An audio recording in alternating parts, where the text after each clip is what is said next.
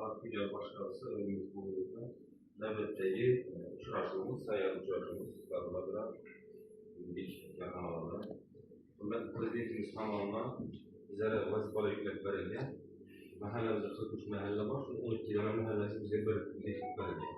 12 mahallemizde 4'ten birine 4-3 tane banket biriktirgen ama mahallede en yeklerimiz Gül kasasında yükledim. Vazifaları var. Konadan gelip banktaki barcha mahsulotları reklam qilib, tadbirkorlikka, ular vazifasi tadbirkorlikka jalb qilib, aholini bandligini ta'minlab, ishsizlik eldan olish eng asosiy vazifa. Yine 2 yil bo'layotir, bize 20 milyarddan ziyod kredit verdik. Fuqarolar, yuridik korxonalar sonlaydigan bo'lsak, 1000 dan ziyod bo'ldi bergan kreditlarimiz. Shu berishda yana davom ettiribmiz. Barib bemalol ko'ngilli kuyovlar hammaga aytib reklama qilishimiz mumkin. Biza fuqarolar, yuridik advokatlik bo'lib hisoblanamiz. Biza barcha bankdagi barcha kredit mahsulotlarimizni reklama qilib, ishsizlikni eldan olishimiz kerak. Kimda qanday savol bor? Shu mavzuda. Assalomu alaykum. Ben Madurak'ta o'tkazildi. 12 mahallaga belgilanganmiz, 12 mahallaga boramiz.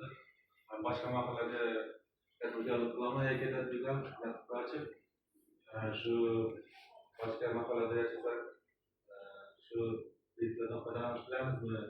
Necha foiz bu kreditlarga? Qanday imtiyozlari bor? Imtiyozni qancha bajarasizlar? Başka mahallede yaşavchi fuqaroga yuridik korxonaga kredit berib bo'ladi. Ko'ngilda yeri yo'q. Agar jismoniy shaxs bo'ladigan bo'lsa, bizlar 12 mahalla belgilangan. Agar boshqa mahalla bo'ladigan bo'lsa, boshqa tumandagi tijorat banklaridan belgilangan. Mikrokredi, Xalq bank, Alaqabank. Shu qaysi mahallani bankina to'g'ri keladigan bo'lsa, o'sha mahallaning nimasidan olish mumkin. Agar yuridik korxona bo'ladigan bo'lsa, hisob raqami Agrobankda bo'ladigan bo'lsa, bu mahallesinin qanday bo'lishini qat'iy nazar beriladi. Endi foizlarga to'xtaladigan bo'lsa, yuridik korxonalar 312 Hukumat prezidentining 312 sonli qarori bor.